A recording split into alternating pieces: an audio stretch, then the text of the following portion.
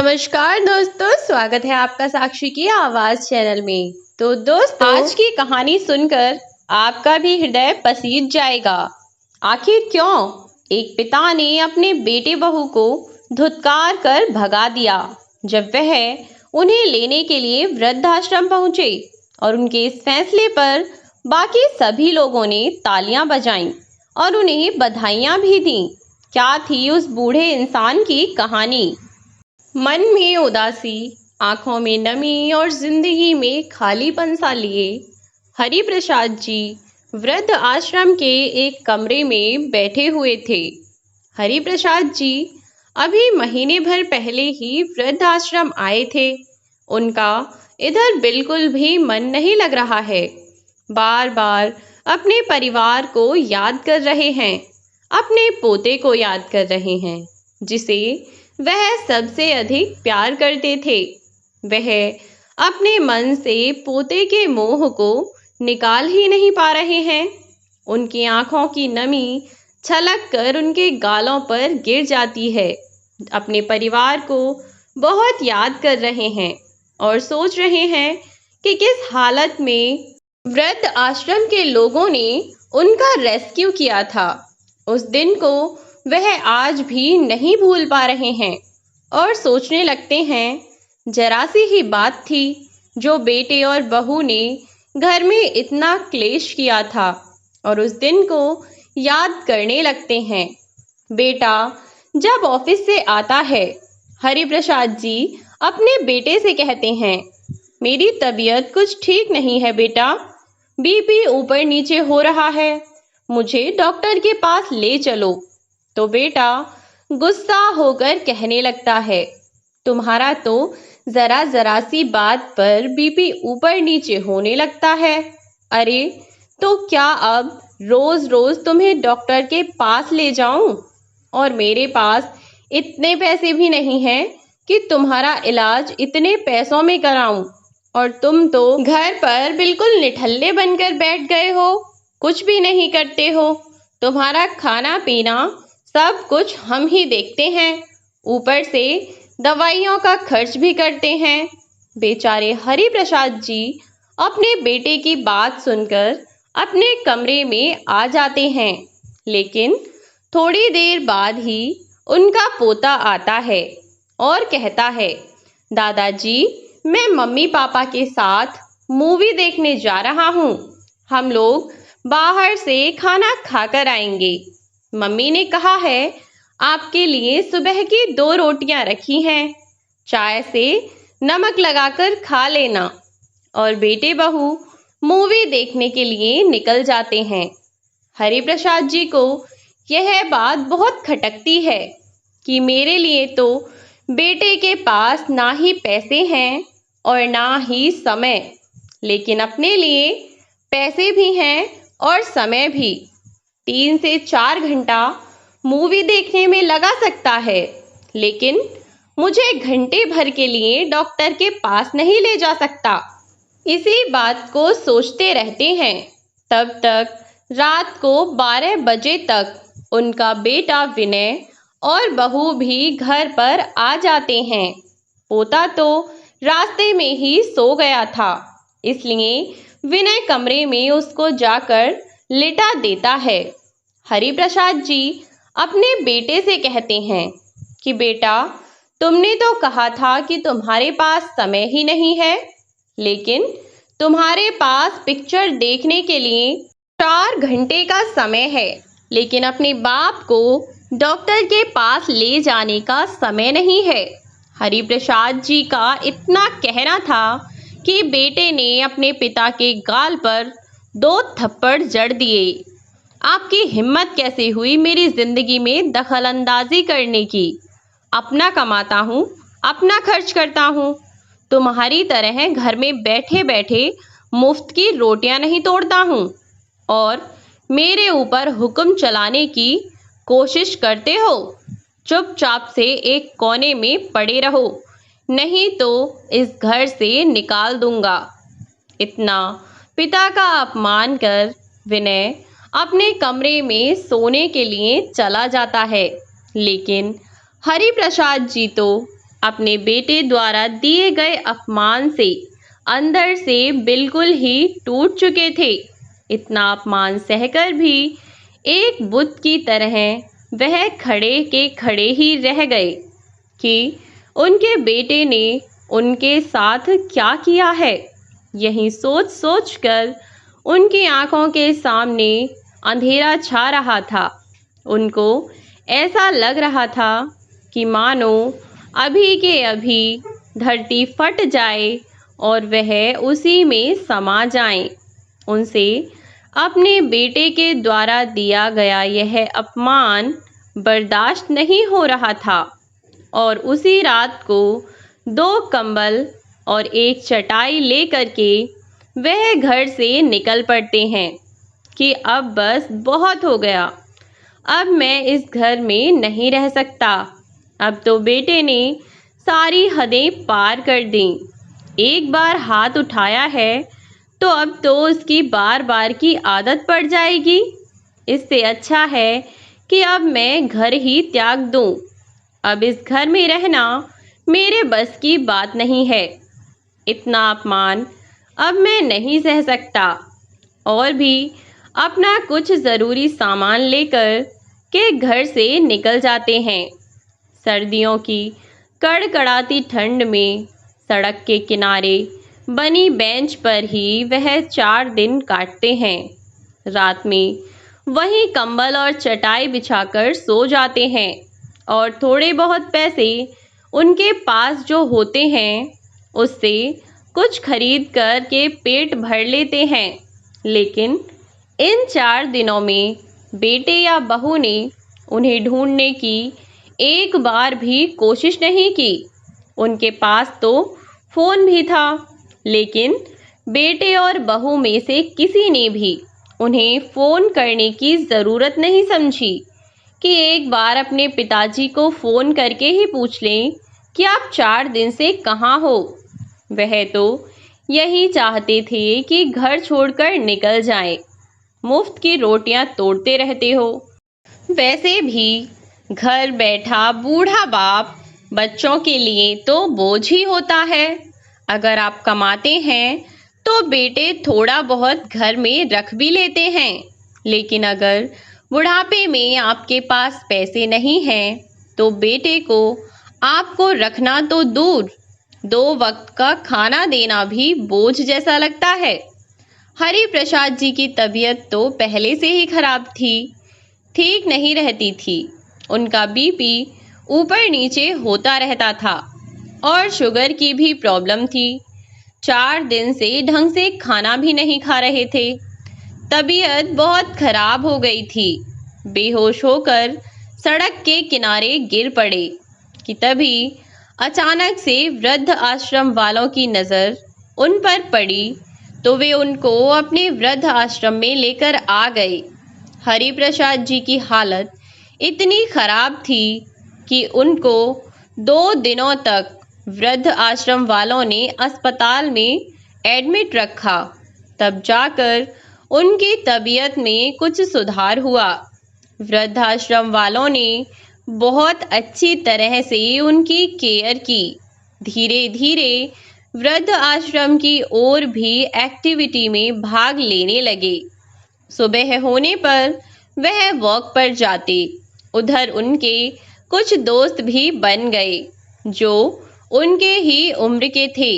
फिर सुबह सारे बूढ़े बुजुर्ग मिलकर के योगा करते थे।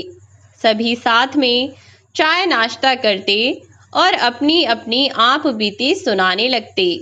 शुरू शुरू में तो हरि प्रसाद जी को वृद्ध आश्रम में अच्छा ही नहीं लगता था, साथ ही सूनापन सा लगता रहता था।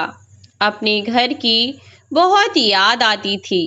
उस घर की बहुत याद आती थी जहां उन्होंने अपनी पूरी जिंदगी काटी, जिसको उन्होंने अपनी मेहनत की कमाई से बनवाया था।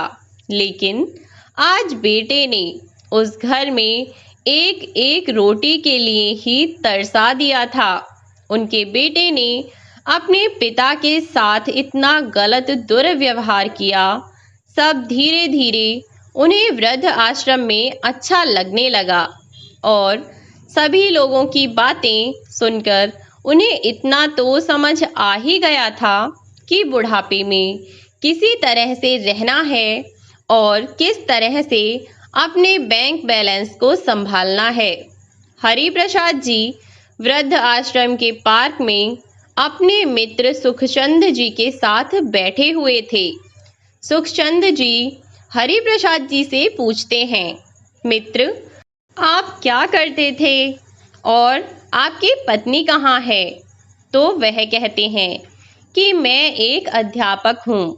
मैं एक प्राइवेट स्कूल में पढ़ाता था।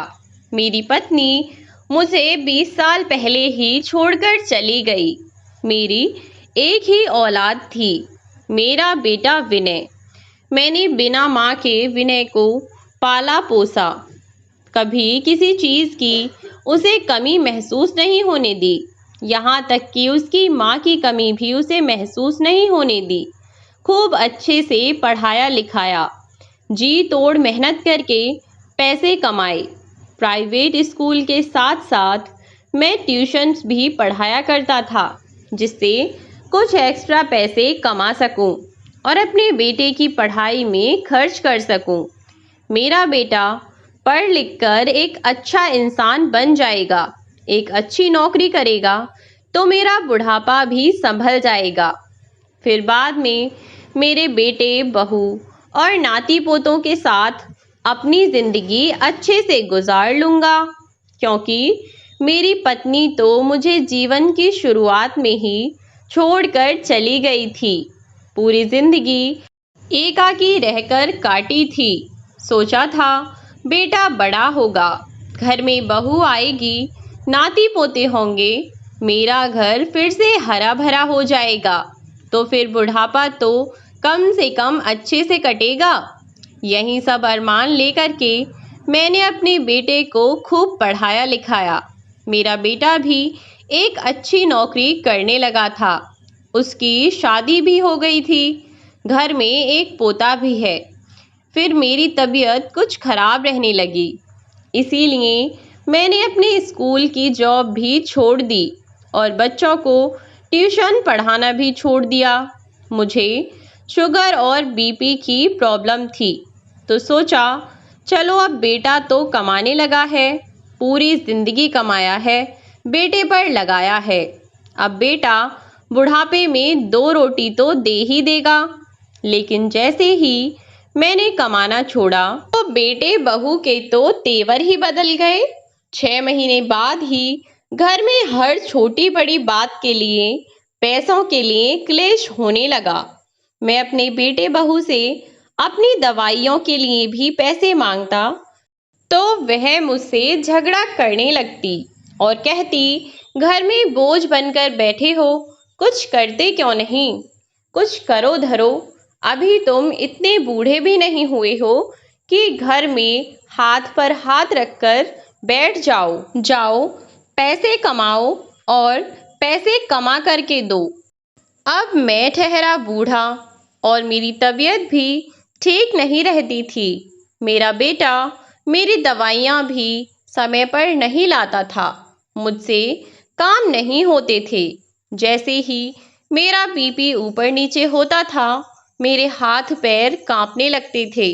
लेकिन मेरा बेटा तो यह बात समझने के लिए तैयार ही नहीं था और पैसों को लेकर ही एक दिन घर में झगड़ा हो गया, जिस वजह से बेटे ने मुझे 2 थप्पड़ लगाए और तभी मैंने सोच लिया कि अब मैं इस घर में बेशर्मों की तरह नहीं रहूँगा और मैं घर से बाहर निकल आया और अब इस वृद्ध आश्रम में हूँ।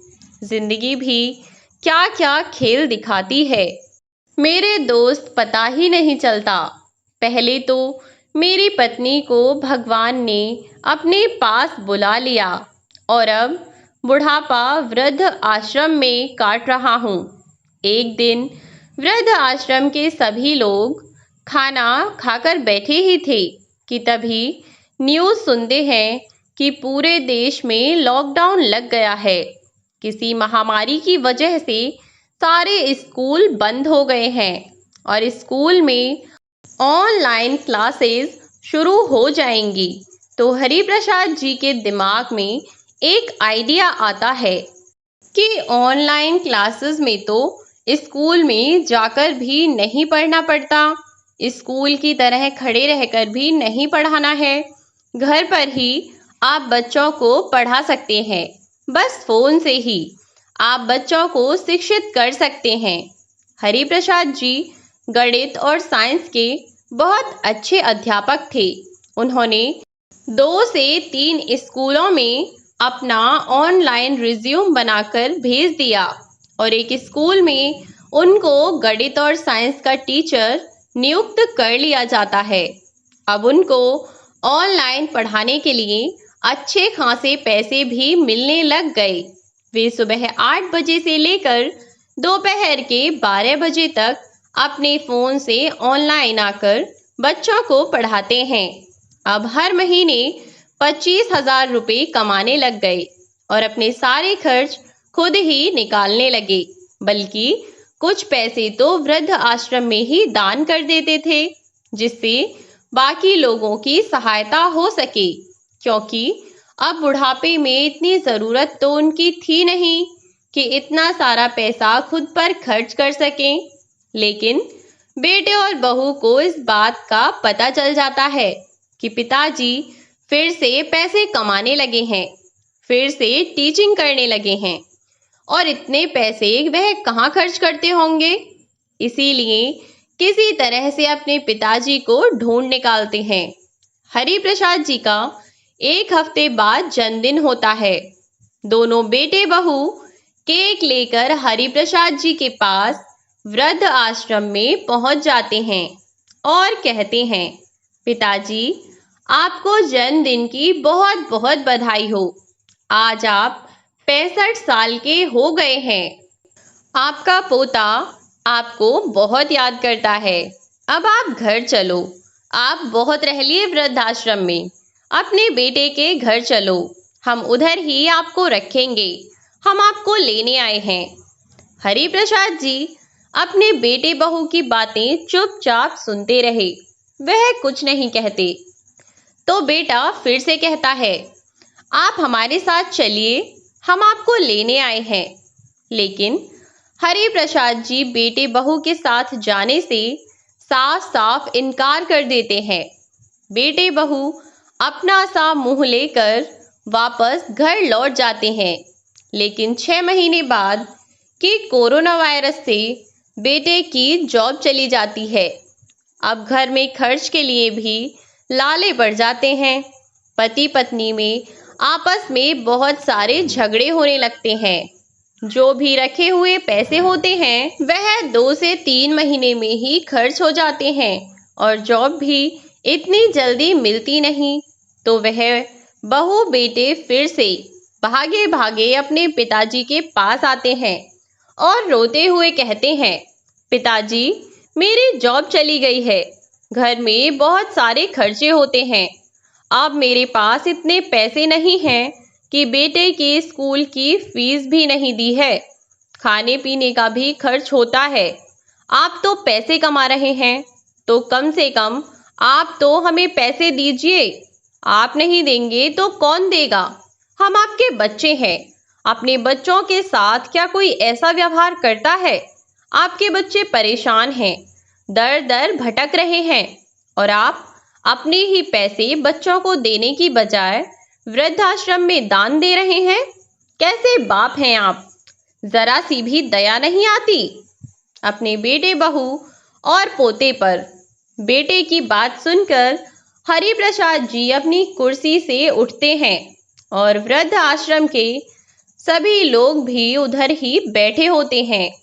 हरिप्रसाद जी अपनी कुर्सी से उठते हैं और अपने बेटे के मुंह पर 2 जोरदार थप्पड़ जड़ देते हैं और कहते हैं, बेटा तुझे आज याद आ रहा है कि तेरा एक बाप भी है। तेरे बाप के तेरे प्रति कुछ फर्ज भी हैं। तेरे पास पैसे नहीं हैं तो मुझसे पैसे मांगने के लिए आ गया। तू आज मुझे मेरा फर्ज याद दिला रहा है। और उस दिन क्या हुआ था जब तूने मुझे डॉक्टर के पास ले जाने के लिए मना कर दिया था? क्या वह तेरा फर्ज नहीं था? अरे, तूने एक बाप का जितना अपमान किया है ना, उतना कोई भी नहीं करता। कितने आराम के साथ मैंने तुझे पाला था। पूरी जिंदगी, पूरी कमाई मैंने तुझ पर लगा दी, और तूने क्या किया मेरे साथ? मुझे मेरे ही घर से थप्पड़ मारकर बाहर निकलने के लिए मजबूर कर दिया। और आज जब तुम्हारी जॉब चली गई है, तुम्हारे पास पैसे नहीं है, तो कह रहे हो कि मेरा फर्ज है, मेरा फर्ज बनता है अपने बच्चों को देखना। क्या बच्चों का फर्ज नहीं बनता है अपने बूढ़े माँ बाप को देखना, अपने बूढ़े माँ बाप की सेवा करना, बुढ़ापे में उनके लिए उनकी दवाई लाना?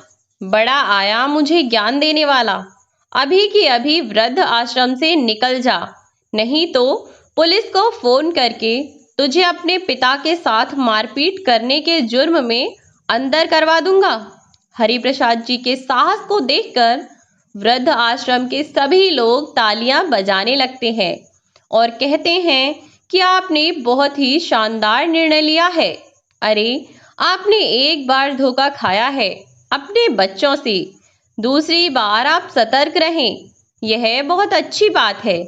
आपके बच्चे आपके पास में कुछ लेने के लिए आए हैं, देने के लिए कभी कुछ नहीं।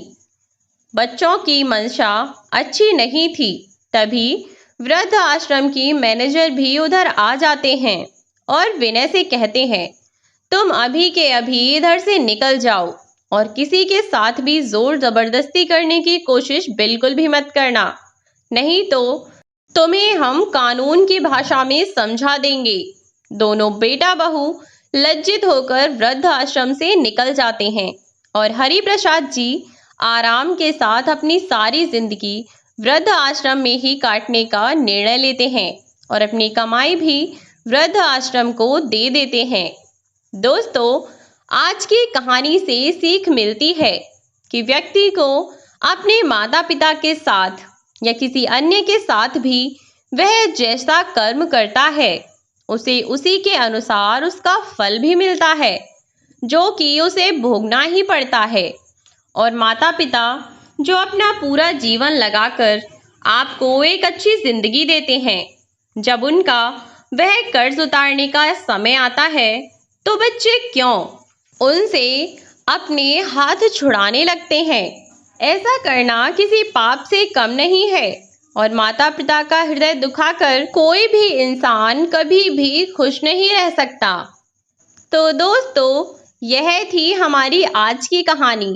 यह कहानी आपको कैसी लगी कमेंट बॉक्स में ज़रूर बताएं। वीडियो अच्छी लगी हो तो लाइक और शेयर करना ना भूलें। चैनल को सब्सक्राइब ज़रूर कर दें ताकि न्यू वीडियोस की नोटिफिकेशन आपको मिलती रहे। मिलती हूँ आपसे एक नई कहानी के साथ एक नई वीडियो में। तब तक के लिए बाय बाय।